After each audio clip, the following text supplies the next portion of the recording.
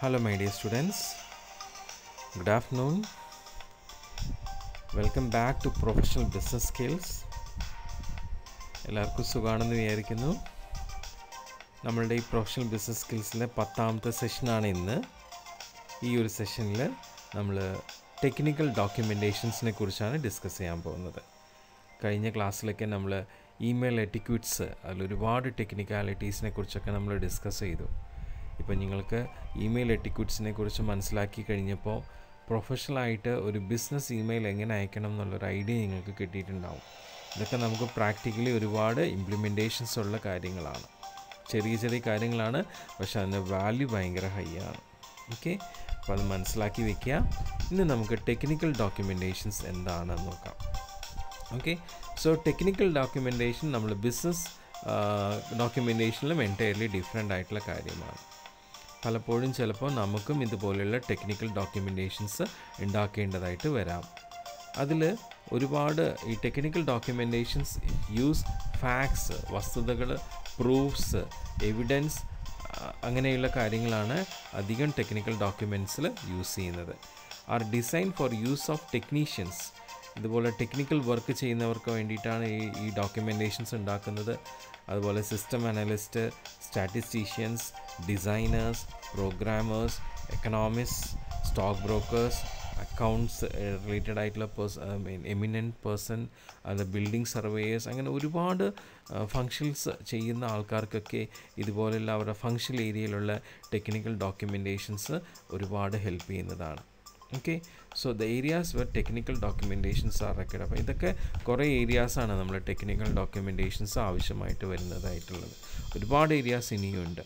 Okay, so ഇത് ഒരു user ഡോക്യുമെൻ്റാണ്. അതായത് അത് ഉപയോഗിക്കുന്നതിൽ അതിൻ്റെ ടെക്നിക്ക് അറിയുന്ന ആൾക്കാർക്കാണ് അത് കൂടുതലായിട്ട് യൂസ് ചെയ്യാൻ പറ്റുക. എല്ലാവർക്കും ഒന്നും യൂസ് ചെയ്യാൻ പറ്റില്ല. So they present specific information and know how needed to develop. അല്ലേ, നമുക്ക് ഒരു സ്പെസിഫിക് ആയിട്ടുള്ള ഇൻഫർമേഷൻസ് ആണ്. ആ ടെക്നിക്കാലിറ്റീസ് അറിയുന്നവർക്ക് മാത്രമേ അത് യൂസ് ചെയ്യാൻ പറ്റുള്ളൂ.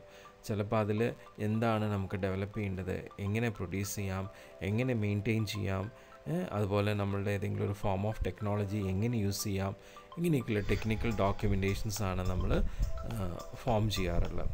So the technical documentations can be in the form of models, അല്ല ഒരു മോഡൽസിൻ്റെ രീതിയിലുള്ള ടെക്നിക്കൽ ഡോക്യുമെൻറ്റേഷൻസ്, പ്രോട്ടോടൈപ്സ്, ഇല്ലേ, ചെറിയൊരു മിനിയേച്ചർ ഇത് തരുന്ന പ്രോട്ടോടൈപ്സ്, ഡ്രോയിങ്സ്. ഇപ്പം നമ്മളൊരു ബിൽഡിംഗ് കൺസ്ട്രക്ട് ചെയ്യുകയാണെങ്കിൽ civil drawing is a technical ഡോക്യുമെൻറ്റേഷനാണ്. അതുപോലെ സ്കെച്ചസ്, നമ്മൾ ചെറിയതായിട്ട് സ്കെച്ചസ് ഒരു ടെക്നിക്കൽ ഡോക്യുമെൻറ്റേഷനായിട്ട്. ഡയഗ്രാംസ്, നമുക്കിപ്പോൾ ഒരു flow chart diagram, blueprints, അല്ലേ, നമ്മളിപ്പോൾ ഒരു എന്താ പറയുക, ഒരു പ്രോജക്റ്റ് ഫോം ചെയ്യുമ്പോൾ അതിൻ്റെ എല്ലാം ബ്രീഫിംഗ് കൂടി ഒരു ബ്ലൂ പ്രിൻ്റ്, പിന്നെ മാനുവൽസ്, പിന്നെ ട്രെയിനിങ്ങിനും അതുപോലെ ടെക്നിക്കൽ സർവീസിനുള്ള പ്രസൻറ്റേഷൻസ്, ഇങ്ങനെയൊക്കെ പല രീതിയിലും നമ്മൾ എന്ത് ചെയ്യുന്നുണ്ട്, ടെക്നിക്കൽ ഡോക്യുമെൻറ്റേഷൻസ് ഫോം ചെയ്യാറുണ്ട്.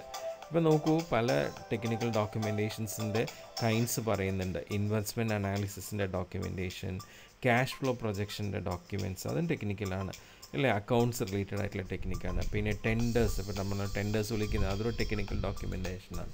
Agent contract, lease documentation, staff needs forecast, അല്ലേ. ഇപ്പോൾ ഒരു ഓർഗനൈസേഷനിൽ എത്ര സ്റ്റാഫിന് വേണം അത് നമ്മൾ ഫോർകാസ്റ്റ് ചെയ്യുന്ന ആ ഒരു ഡോക്യുമെൻറ്റേഷൻ, അതും ടെക്നിക്കൽ ഡോക്യുമെൻറ്റേഷനാണ്. പിന്നെ മാർക്കറ്റിംഗ് റിസർച്ച് സ്റ്റാറ്റിസ്റ്റിക്സ് ടെക്നിക്കൽ ഡോക്യുമെൻറ്റേഷനാണ്. ആനുവൽ ജനറൽ റിപ്പോർട്ട്, അതും ടെക്നിക്കൽ ഡോക്യുമെൻറ്റേഷൻ. അങ്ങനെ പല രീതിയിലും പല ഫങ്ഷണൽ ഏരിയാസിലും യൂസ് ചെയ്യുന്നതായിട്ടുള്ള ഒരുപാട് ഇനോർമസ് ടെക്നിക്കൽ ഡോക്യുമെൻറ്റേഷൻസ് ഉണ്ട്. ഇതിനെക്കുറിച്ച് എല്ലാതിനെക്കുറിച്ച് നമുക്ക് പറഞ്ഞു തീർക്കാൻ പറ്റില്ല. ജനറൽ ആയിട്ടുള്ള കുറച്ച് ഡോക്യുമെൻറ്റേഷൻസിനെ കുറിച്ച് മാത്രമാണ് നമ്മളിവിടെ ഡിസ്കസ് ചെയ്യാനായിട്ട് ഉദ്ദേശിക്കുന്നത്. സോ ദാറ്റ് നിങ്ങൾക്ക് ടെക്നിക്കൽ ഡോക്യുമെൻറ്റേഷൻസിനെ കുറിച്ച് ഒരു ഓവറോൾ ഐഡിയ നിങ്ങൾക്ക് കിട്ടുന്നതായിരിക്കും. ഓക്കെ, നമ്മൾ ഏതൊക്കെ ഫങ്ഷണൽ ഏരിയാസിൽ എങ്ങനെയൊക്കെയുള്ള ടെക്നിക്കൽ ഡോക്യുമെൻറ്റേഷൻസ് പോയാലും നമുക്ക് ചില പൊതുവായിട്ടുള്ള ടെക്നിക്കൽ ഡോക്യുമെൻറ്റേഷൻ്റെ സ്വഭാവങ്ങൾ അറിയാനായിട്ട് പറ്റും. അതാണ് നമുക്ക് ടൈപ്സ് ഓഫ് ടെക്നിക്കൽ ഡോക്യുമെൻറ്റേഷൻസ് പറയുന്നത്.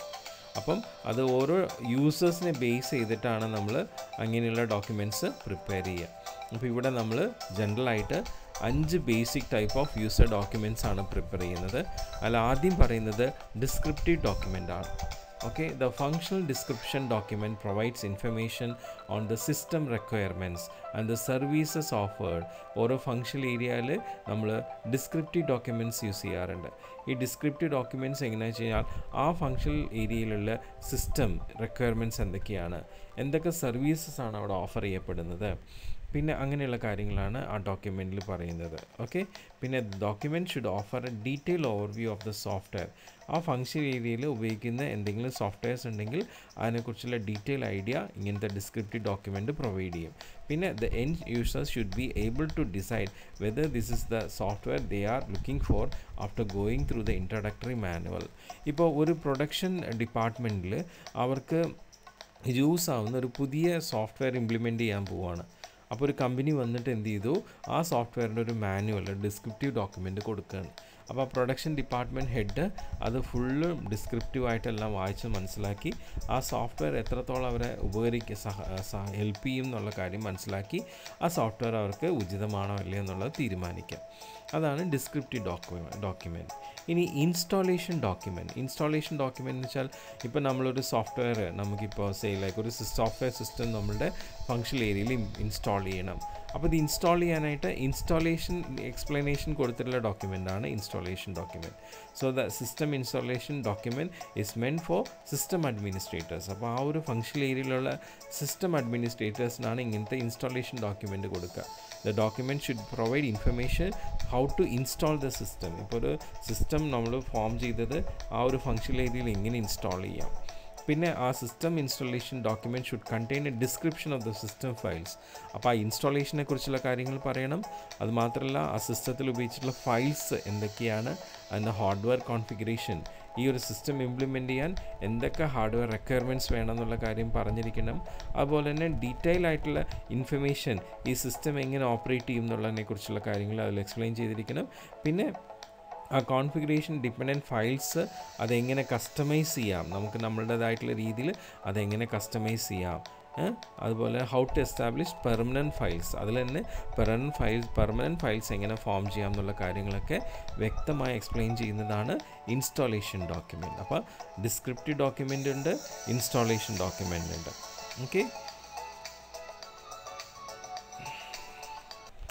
ഓക്കെ, നമ്മൾ ടെക്നിക്കൽ ഡോക്യുമെൻറ്റേഷൻ ടൈപ്സിൽ മൂന്നാമത് കാണുന്നത് കോൺഫിഗറേഷൻ ഡോക്യുമെൻറ്റ്സ് ആണ്. ഇപ്പോൾ നമ്മൾ ഈ ടെക്നിക്കൽ ഡോക്യുമെൻറ്റേഷൻ ടൈപ്സിൽ ഇപ്പോൾ കാണുന്ന എല്ലാ ടൈപ്പ് ഓഫ് ഡോക്യുമെൻറ്റേഷൻസും സോഫ്റ്റ്വെയർ റിലേറ്റഡ് ആണ്. ഓക്കെ, അപ്പോൾ ഈ കോൺഫിഗറേഷൻ ഡോക്യുമെൻറ്റും ഇതേപോലെ സോഫ്റ്റ്വെയർ റിലേറ്റഡ് ആണ്. ഇത് നമ്മുടെ സിസ്റ്റം അഡ്മിനിസ്ട്രേറ്റർക്ക് ഹെൽപ്പായിട്ടുള്ള രീതിയിൽ ഫോം ചെയ്തിട്ടുള്ള ഡോക്യുമെൻ്റാണ്. ഈ ഡോക്യുമെൻറ്റിലൂടെ നമുക്ക് എങ്ങനെയാണ് നമ്മുടെ സോഫ്റ്റ്വെയർ സിസ്റ്റം കോൺഫിഗർ ചെയ്യുക, ഓരോ യൂസേഴ്സിന് വേണ്ടിയിട്ട് അതെങ്ങനെ കോൺഫിഗർ ചെയ്യാം എന്നുള്ള രീതിയിലുള്ള ഇൻഫർമേഷൻസാണ് ഈ കോൺഫിഗറേഷൻ ഡോക്യുമെൻറ്റിൽ പ്രൊവൈഡ് ചെയ്തിട്ടുള്ളത്. ഓക്കെ, പലപ്പോഴും ഈ കോൺഫിഗറേഷൻ ഡോക്യുമെൻ്റ് നമ്മുടെ ഇൻസ്റ്റാളേഷൻ ഡോക്യുമെൻറ്റിൻ്റെ കൂടെ കമ്പൈൻ ആയിട്ട് വരാറുണ്ട്. പക്ഷേ ചില സിസ്റ്റം അഡ്മിനിസ്ട്രേറ്റേഴ്സ് റിക്വസ്റ്റ് അനുസരിച്ച് അത് നമ്മൾ സെപ്പറേറ്റ് ആയിട്ട് കൊടുക്കുകയും ചെയ്യാറുണ്ട്. ഓക്കെ, സോ അതാണ് കോൺഫിഗറേഷൻ ഡോക്യുമെൻറ്റേഷൻ. പിന്നെ വരുന്നതാണ് യൂസർ മാനുവൽ. എന്ന് വെച്ച് കഴിഞ്ഞാൽ പ്രത്യേകിച്ചും നമ്മളുടെ എൻഡ് യൂസേഴ്സ് ആയിട്ടുള്ള ആൾക്കാർക്ക് നമ്മളുടെ ഈ സോഫ്റ്റ്വെയർ സിസ്റ്റം എങ്ങനെ യൂസ് ചെയ്യാം, അതിൻ്റെ നോർമൽ ഫങ്ഷൻസിൻ്റെ ഒരു ഔട്ട്ലൈനൊക്കെ പ്രൊവൈഡ് ചെയ്യുന്നതാണ് യൂസർ മാനുവൽ. അതുമാത്രമല്ല നമ്മളുടെ ഈ സിസ്റ്റം സോഫ്റ്റ്വെയറിൽ നമ്മളുടെ ഒരുപാട് വേരിയസ് ആപ്ലിക്കേഷൻസ് ഉണ്ടാവും. ഈ ആപ്ലിക്കേഷൻസ് എല്ലാം എൻഡ് യൂസേഴ്സിന് എങ്ങനെ യൂസ് ചെയ്യാം അതിനെക്കുറിച്ചുള്ള എല്ലാ ഇൻസ്ട്രക്ഷൻസും ഈ യൂസർ മാനുവലിൽ ഉണ്ടാവും. പിന്നെ അത് ഓരോ ഇൻസ്ട്രക്ഷൻസും വിത്ത് എക്സാമ്പിൾ ആയിരിക്കും അവർക്ക് എക്സ്പ്ലെയിൻ ചെയ്ത് കൊടുക്കുന്നത്. സോ ദാറ്റ് എൻഡ് യൂസേഴ്സിന് കുറച്ചുകൂടി യൂസർ ഫ്രണ്ട്ലി ആയിട്ട് ആ സോഫ്റ്റ്വെയർസ് യൂസർ മാനുവൽ ഡോക്യുമെൻറ്റേഷനിലൂടെ അവർക്ക് യൂസ് ചെയ്യാനായിട്ട് പറ്റും. ഓക്കെ, ഇനി ലാസ്റ്റ് വരുന്നൊരു ഡോക്യുമെൻറ്റേഷനാണ് സിസ്റ്റംസ് റെഫറൻസ് ഡോക്യുമെൻറ്റ്സ്. ഈ സിസ്റ്റംസ് റെഫറൻസ് ഡോക്യുമെൻറ്റേഷൻ എന്ന് വെച്ച് കഴിഞ്ഞാൽ നമ്മുടെ സിസ്റ്റത്തിലുള്ള എല്ലാ ഫെസിലിറ്റീസിനെ കുറിച്ചും ഇൻഫർമേഷൻസ് പ്രൊവൈഡ് ചെയ്യുന്നതാണ് സിസ്റ്റംസ് റെഫറൻസ് ഡോക്യുമെൻറ്റേഷൻ. ഈ ഫെസിലിറ്റീസിന് മാത്രമുള്ള ഇൻഫർമേഷൻസ് അല്ല ഇതിൽ കൊടുക്കുന്നത്, മറിച്ച് നമ്മളുടെ ഈ ഒരു സിസ്റ്റത്തിൽ എന്തൊക്കെ എറർ മെസ്സേജസ് ഫോം ചെയ്യാം, ഓക്കെ, അങ്ങനെയുള്ള എറർ മെസ്സേജസ് നമുക്ക് എങ്ങനെ റിക്കവർ ചെയ്യാം, അങ്ങനെയുള്ള കാര്യങ്ങൾ കൂടി ഇതിൽ പ്രത്യേകമായിട്ട് പറഞ്ഞിട്ടുണ്ടാവും. ഓക്കെ. സോ 5 തരത്തിലുള്ള ടെക്നിക്കൽ ഡോക്യുമെൻറ്റേഷൻസിനെ കുറിച്ചാണ് നമ്മൾ ഡിസ്കസ് ചെയ്തത്. ഒരെണ്ണം ഡിസ്ക്രിപ്റ്റീവും, പിന്നെ അടുത്തത് എന്തായിരുന്നു, installation document, configuration documentation, user manual documentation and systems reference documentation. ഇതെല്ലാം സോഫ്റ്റ്വെയർ റിലേറ്റഡ് ആയിട്ടാണ് പറഞ്ഞേക്കുന്നത്. അപ്പോൾ ഇതുപോലെ തന്നെ ഓരോ ഫങ്ഷണൽ ഏരിയാസിലും ഇതുപോലെയുള്ള ടെക്നിക്കൽ ഡോക്യുമെൻറ്റ്സ് പല രീതിയിലും ഫോം ചെയ്യുന്നുണ്ട്. അപ്പോൾ ഒരു കാര്യം മനസ്സിലാക്കേണ്ടത് എന്താണെന്ന് വെച്ച് കഴിഞ്ഞാൽ, നമ്മൾ ഏത് ഫങ്ഷണൽ ഏരിയയിൽ ടെക്നിക്കൽ ഡോക്യുമെൻറ്റേഷൻ ഉണ്ടാക്കുമ്പോഴും ആ ടെക്നിക്കാലിറ്റീസ് അറിയുന്ന ആൾക്കാർക്ക് മാത്രമേ ആ ഡോക്യുമെൻറ്റ്സ് ഉണ്ടാക്കാനായിട്ട് പറ്റുള്ളൂ. മാത്രമല്ല, നമുക്ക് അറിയുന്ന ആ ടെക്നിക്കാലിറ്റീസ് ഇത് നമ്മൾ ആർക്ക് വേണ്ടിയാണ് ഫോം ചെയ്യുന്നത് അവർക്കും ആ ടെക്നിക്കാലിറ്റീസ് അറിഞ്ഞിരിക്കണം. അല്ലാതെ സാധാരണ ഒരാൾക്ക് ഒരിക്കലും ഈ ടെക്നിക്കൽ ഡോക്യുമെൻറ്റേഷൻസ് കൊണ്ട് ഒരു പ്രയോജനം ഉണ്ടാവില്ല. ഓക്കെ. സോ അതാണ് ഈ ടെക്നിക്കൽ ഡോക്യുമെൻറ്റേഷൻ്റെ ഒരു പ്രത്യേകത എന്ന് പറയുന്നത്. ഓക്കെ. ഇനി നമ്മളുടെ ഈ ടെക്നിക്കൽ ഡോക്യുമെൻറ്റേഷൻസിൽ നമ്മൾ ഫോളോ ചെയ്യുന്നതായിട്ടുള്ള ഒരു കൺസെപ്റ്റാണ് സ്റ്റാൻഡേർഡ്സ്. എന്താണ് standards? Standards are essential for producing good documentations. പ്രത്യേകിച്ച് നമ്മളുടെ ടെക്നിക്കൽ ഡോക്യുമെൻറ്റേഷൻസ് നല്ല ഒരു ഡോക്യുമെൻറ്റേഷനായിട്ട് ഫോം ചെയ്യാൻ വേണ്ടിയിട്ട് നമ്മൾ വളരെ എസെൻഷ്യലായിട്ട് ഉപയോഗിക്കുന്നതാണ് standards. They provide guidelines on what content to include. അതായത് ഈ സ്റ്റാൻഡേർഡ്സ് എന്ത് ചെയ്യും, നമ്മൾ ഏത് ടെക്നിക്കൽ ഡോക്യുമെൻറ്റേഷൻ ഫോം ചെയ്യുകയാണെങ്കിലും അതിനൊരു ഗൈഡ് ലൈനായിട്ട് ആക്ട് ചെയ്യുകയാണ്. അപ്പോൾ ആ കണ്ടൻറ്റ്, എന്ത് കണ്ടൻറ്റാണ് ഇതിൽ ഇൻക്ലൂഡ് ചെയ്യേണ്ടത്, അതിൻ്റെ റൈറ്റിംഗ് സ്റ്റൈൽ എന്താണ്, എന്ത് ഫോമാറ്റിലാണ് ഡോക്യുമെൻറ്റ് ഫോം ചെയ്യേണ്ടത്, ഇതൊക്കെയാണ് സ്റ്റാൻഡേർഡ്സ് നമ്മളെ സഹായിക്കുന്നത്. അപ്പോൾ അങ്ങനെ ഈ standard make it easier to develop, use and maintain documentation. പ്രത്യേകിച്ച് നമ്മുടെ ടെക്നിക്കൽ ഡോക്യുമെൻറ്റേഷൻസ് കുറച്ചുകൂടി ഈസി ആയിട്ട് ഡെവലപ്പ് ചെയ്യാനും അത് യൂസ് ചെയ്യാനും മെയിൻറ്റെയിൻ ചെയ്യാനൊക്കെ സ്റ്റാൻഡേർഡ്സ് ഹെൽപ്പ് ചെയ്യാറുണ്ട്. So good technical documentation is written and structured within a framework of specific standards. അപ്പം ഏത് നമ്മളൊരു ടെക്നിക്കൽ ഡോക്യുമെൻറ്റേഷൻ ഫോം ചെയ്യുമ്പോഴും ഇത്തരത്തിൽ അതിനോട് സപ്പോർട്ടീവായിട്ടുള്ള സ്റ്റാൻഡേർഡ്സ്, നമ്മൾ സ്പെസിഫിക് സ്റ്റാൻഡേർഡ്സ് അതിൻ്റെ ഫ്രെയിം വർക്കിൽ ഇരുന്നു കൊണ്ടാണ് അത് ഫോം ചെയ്യേണ്ടത്. അപ്പോഴേ അത് നല്ലൊരു technical ഡോക്യുമെൻ്റായിട്ട് മാറുള്ളൂ. Documentation standards provides guidelines for producing documents as well as for their reproduction or delivery to users. അപ്പോൾ അങ്ങനെ നമ്മൾ ഈ പറയുന്ന സ്റ്റാൻഡേർഡ്സോട് കൂടിയിട്ട് നമ്മൾ ഡോക്യുമെൻറ്റേഷൻ ഫോം ചെയ്യുമ്പോൾ അത് ശരിക്കും നമുക്ക് നല്ലൊരു ഗൈഡ് ലൈനാണ് ഫോം ചെയ്യുന്നത്. So the standard should in the first place help determine. നമുക്ക് ഒരു ടെക്നിക്കൽ ഡോക്യുമെൻറ്റേഷൻ ഫോം ചെയ്യുമ്പോൾ ഈ സ്റ്റാൻഡേർഡ്സ് നമ്മളെ സഹായിക്കുന്നത് എങ്ങനെയാണെന്ന് വെച്ച് കഴിഞ്ഞാൽ, what A document should provide. നമ്മളിപ്പോൾ ഫോം ചെയ്യാൻ പോകുന്ന ഒരു ടെക്നിക്കൽ ഡോക്യുമെൻറ്റ് എന്താണ് പ്രൊവൈഡ് ചെയ്യുന്നത്, what terminologies should be used, ഇതിൽ നമ്മൾ എന്തൊക്കെ ടെക്നിക്കൽ ടെർമിനോളജീസ് ആണ് യൂസ് ചെയ്യേണ്ടത്, how the documentation should be presented and laid out. അപ്പം നമ്മൾ ഫോം ചെയ്യാൻ പോകുന്ന ആ ഡോക്യുമെൻ്റ് എങ്ങനെയാണ് പ്രസൻറ്റ് ചെയ്യേണ്ടത്, അതെങ്ങനെ നമുക്ക് അതിൻ്റെ ലേ ഔട്ട് ഉണ്ടാക്കണം, ഇതെല്ലാം ഈ സ്റ്റാൻഡേർഡ്സാണ് നമുക്ക് കൃത്യമായിട്ട് പറഞ്ഞു തരുന്നത്. So the standards that apply to a documentation will vary depending on industry. ഓരോ ഇൻഡസ്ട്രി അനുസരിച്ചും അത് ഓരോ ഫങ്ഷണൽ ഏരിയാസിനനുസരിച്ച് ഓരോ ഫങ്ഷൻസിനനുസരിച്ചും അവിടെ നമ്മൾ ഫോം ചെയ്യുന്ന ടെക്നിക്കൽ ഡോക്യുമെൻറ്റേഷൻസിൻ്റെ സ്റ്റാൻഡേർഡ്സ് വേരി ചെയ്യും. നമുക്ക് ജനറലായിട്ട് സ്റ്റാൻഡേർഡ്സ് ഒന്നും ഇല്ല. Organisation and even the particular project, അപ്പോൾ ഓരോ ഇൻഡസ്ട്രീസിനെ ബേസ് ചെയ്തിട്ട്, ഓരോ ഓർഗനൈസേഷനെ ബേസ് ചെയ്തിട്ട്, ഓരോ പർട്ടിക്കുലർ പ്രോജക്റ്റിനെ ബേസ് ചെയ്തിട്ട് നമ്മൾ ഫോം ചെയ്യുന്ന ടെക്നിക്കൽ ഡോക്യുമെൻറ്റേഷൻസിൻ്റെ സ്റ്റാൻഡേർഡ്സ് വേരി ചെയ്യും. The whole idea of standards is to ensure the consistency and quality. എപ്പോഴും നമ്മളുടെ ആ ഒരു ടെക്നിക്കൽ ഡോക്യുമെൻറ്റേഷൻ്റെ കൺസിസ്റ്റൻസി ഇല്ലേ, അതിനൊരു കണ്ടിന്യൂറ്റി ഉണ്ടാവണം, പിന്നെ നല്ല ക്വാളിറ്റി ഉണ്ടാവണം. ഇതെല്ലാം നമുക്ക് മെയിൻറ്റെയിൻ ചെയ്യാൻ ഈ സ്റ്റാൻഡേർഡ്സാണ് നമ്മളെ സപ്പോർട്ട് ചെയ്യുന്നത്. ഓക്കെ. സോ അതാണ് സ്റ്റാൻഡേർഡ്സ് എന്ന് പറയുന്നത്. സോ ഒരു സ്റ്റാൻഡേർഡ്സിൻ്റെ ഒരു ഡയഗ്രമാറ്റിക് റെപ്രസെൻറ്റേഷനാണ് ഇവിടെ കാണിക്കുന്നത്. ഈ സ്റ്റാൻഡേർഡ്സ് എന്ന് പറയുന്നത് നമുക്ക് പ്രൊവൈഡ് ചെയ്യുന്ന ഒരു ഗൈഡ് ലൈനാണ് ടെക്നിക്കൽ ഡോക്യുമെൻറ്റേഷൻ ഫോം ചെയ്യാനായിട്ട്.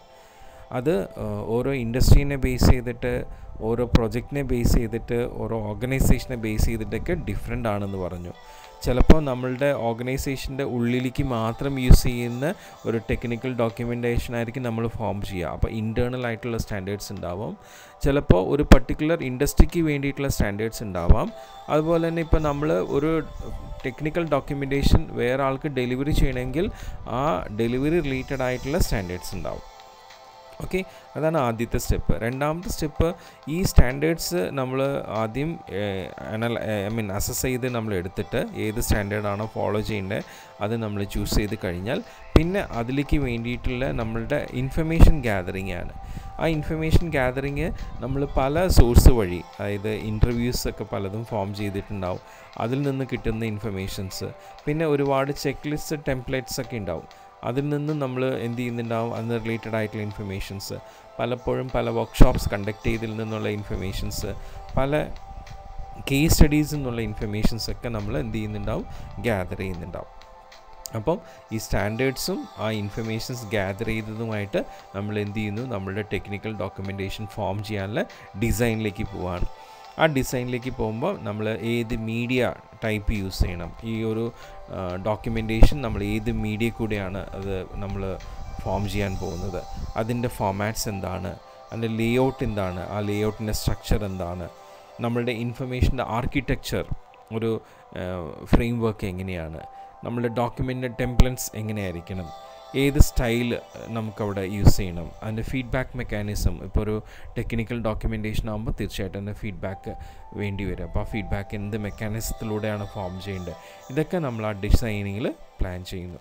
പിന്നെ നമ്മൾ എന്ത് ചെയ്യുന്നു, ആ ടെക്നിക്കൽ ഡോക്യുമെൻ്റ് പ്രൊഡ്യൂസ് ചെയ്യാൻ, അതിൻ്റെ റൈറ്റിംഗ്, അതുപോലെ അതിൻ്റെ കണ്ടൻറ് ക്രിയേഷൻ, അതിൻ്റെ റിവ്യൂ, അതിൻ്റെ ടെക്നിക്കൽ റിവ്യൂ, അതുപോലെ അത് എഡിറ്റോറിയൽ സ്റ്റേജ്, അതിൻ്റെ ടെസ്റ്റിംഗ്, ഇവാലുവേഷൻ, ഇതെല്ലാം നമ്മൾ എക്സ്പേർട്സ് വെച്ച് ചെയ്യുകയാണ്. ഓക്കെ, സോ അങ്ങനെ നമ്മൾ പ്രൊഡക്ഷനിലേക്ക് പോകുന്നു. പിന്നെ ഫൈനലി നമ്മൾ ആ ടെക്നിക്കൽ ഡോക്യുമെൻറ്റേഷൻ കംപ്ലീറ്റ് ചെയ്യുകയാണ്. അപ്പോൾ ആ കംപ്ലീറ്റ് ചെയ്യുമ്പം അത് എങ്ങനെയാണ് പബ്ലിഷ് ചെയ്യേണ്ടത്, അതിന് എന്തെങ്കിലും ഡിജിറ്റൽ വഴിയാണോ അല്ലെങ്കിൽ നമ്മൾ നോർമലായിട്ടുള്ള പബ്ലിഷിങ്, അത് ജനറലായിട്ടുള്ള മീഡിയയിൽ കൂടിയാണ്, ഡിജിറ്റലായിട്ടാണോ എന്നുള്ളത്, ചിലപ്പോൾ ഇത് രണ്ടും കൂടിയാണോ എന്നുള്ളത് നമ്മൾ പ്ലാൻ ചെയ്യുകയാണ്. അപ്പോൾ ഇതാണ് നമുക്ക് ഒരു സ്റ്റാൻഡേർഡ്സ് ഉപയോഗിച്ച് ടെക്നിക്കൽ ഡോക്യുമെൻറ്റേഷൻ ഉണ്ടാക്കാനുള്ള ഒരു ഒരു ഇലസ്ട്രേഷൻ, ഡയഗ്രമാറ്റിക് ഇലസ്ട്രേഷൻ പറയുന്നത്. ഓക്കെ, സോ ഇതൊക്കെ ജസ്റ്റ് നമ്മളൊന്ന് മനസ്സിലാക്കി വെക്കുക. ഇതിൽ നമുക്ക് ഇനിയും എക്സ്പേർട്ടായിട്ടുള്ള നോളേജസ് നമുക്ക് ആവശ്യമാണ്. ജനറലി നമ്മൾ മനസ്സിലാക്കി വെക്കുക. ഇപ്പോൾ നാളെ നിങ്ങളും ഒരു ജോലി സ്ഥലത്തൊക്കെ പോയി കഴിഞ്ഞാൽ എന്തെങ്കിലും ടെക്നിക്കൽ റിലേറ്റഡ് ആയിട്ടുള്ള ഡോക്യുമെൻറ്റേഷൻസ് ഫോം ചെയ്യുമ്പോൾ അല്ലെങ്കിൽ അത് ചെയ്യണം എന്നുള്ളത് ഒരു സാഹചര്യം വന്നാൽ നിങ്ങൾ മനസ്സിലാക്കുക, അത് നമുക്ക് പെട്ടെന്ന് ഒരു ബിസിനസ് ഇത് ചെയ്യുന്ന പോലെ അല്ല എന്നുള്ളത്. ഓക്കെ, സോ അങ്ങനെ